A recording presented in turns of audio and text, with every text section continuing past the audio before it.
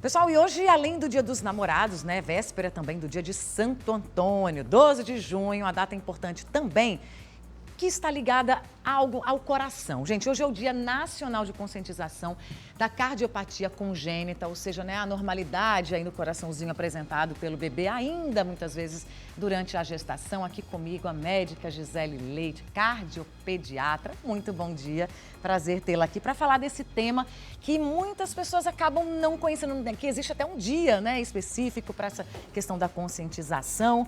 E hoje, qual é a nossa realidade em relação a número, por exemplo, de crianças, de bebês que já nascem precisando de alguma intervenção, de algum suporte maior por causa de uma doença congênita, né, relacionada ao coração? Muito bom dia. Bom dia. Primeiro, parabéns ao programa e a você. Muito obrigada. Principalmente por lembrar que essa data não é só dos corações apaixonados, mas também dos nossos pequenos, gigantes corações. Né? Porque as cardiopatias congênitas, elas estão como a principal causa de morte por malformações na infância. Nossa. E os dados, infelizmente, são alarmantes, porque nós sabemos que oficialmente nascem cerca de 30 mil crianças cardiopatas por ano. Cerca de 18 mil vão precisar de cirurgia no primeiro ano de vida, mas só 6 mil conseguem operar. Sendo que nós sabemos que há uma diferença muito grande norte, nordeste, centro-oeste, sul e sudeste. Enquanto que no sul e sudeste o ecocardiograma fetal é feito de rotina na gestação para rastreio.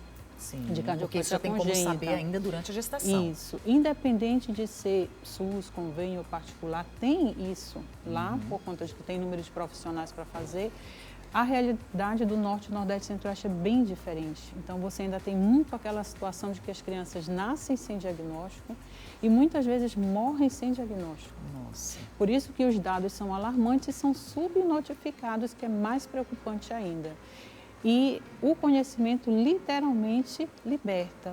Se a mãe sabe que é a principal malformação, que tem risco de morte, ela vai procurar a avaliação cardiológica. Mesmo ela que vai aquilo procurar. não seja, digamos, oferecido naquele momento, naquele leque, ela lembrando, ela fala, peraí que tem um exame que eu preciso fazer para saber como é que está o coraçãozinho do meu bebê. Isso, não é nem direto o cardiologista, é o pediatra, ela procurar o médico assistente, que ele vai identificar se tem alguma coisa ou não para a cardiopatia e encaminhar para avaliação. E geralmente a hereditariedade é um ponto fundamental, ou seja, pessoas ou mães ou pais, né, ou as avós, digamos, que têm esse probleminha, a mãe já deve ficar atenta quando engravidar? Eu amei essa pergunta, porque em todas as entrevistas que eu já fiz até hoje, ninguém nunca tinha perguntado. Olha. E esse dado é extremamente importante, porque 90% das crianças cardiopatas, elas nascem sem nenhum fator de risco, materno ou paterno. Nossa. Então, assim, eu já tive situação do bebê chegar para avaliação, a mãe era modelo, o pai era modelo, saudáveis, nenhum fator de risco, primeira gestação, pré-natal super saudável. Tranquilo. A criança nasceu síndrome cardiopata grave. Então, fica muito aquilo de que é congênito, mas não se sabe o porquê, que 90% das situações não tem fator de risco. E por isso que é recomendado o rastreio. Ah, você não fez ecocardiograma fetal, mas na maternidade, no país, é recomendado se fazer o teste do coraçãozinho. Toda maternidade, seja ela pública ou privada, ela tem que garantir, é por lei garantido. É um direito, assim como o teste do pezinho, por exemplo. Exatamente, ele faz parte da triagem neonatal.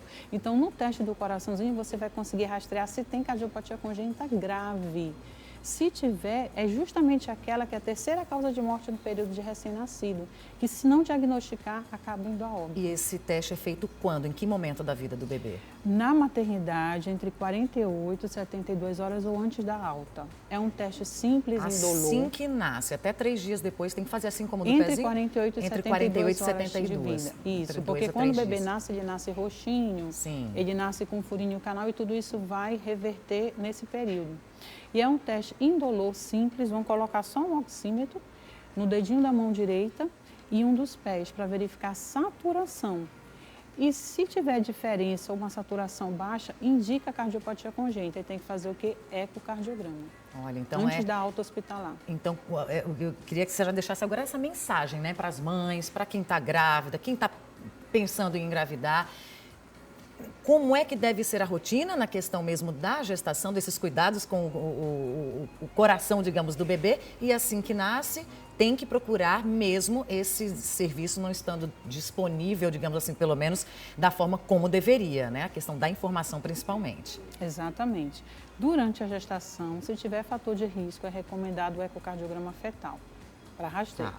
O bebê nasceu, não foi feito eco fetal, é indicado em toda maternidade, seja ela pública ou privada, Natal ou interior do estado, é recomendado o teste do coraçãozinho. Meu filho recebeu alta da maternidade e não foi feito o teste do coraçãozinho, aí. O que é que eu vou fazer?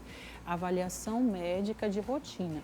Se o médico descobrir ali, tiver algum indício de cardiopatia, buscar avaliação. Agora, eu lembro uma coisa, nós estamos em época pós-Covid, pós-vacina, e nós tivemos muito, eu acompanhei 3 anos aí de Covid, muitos pacientes que ficaram diabéticos, hipertensos, com taxas altas de colesterol, aneurisma de coronário e risco de infarto pós-Covid.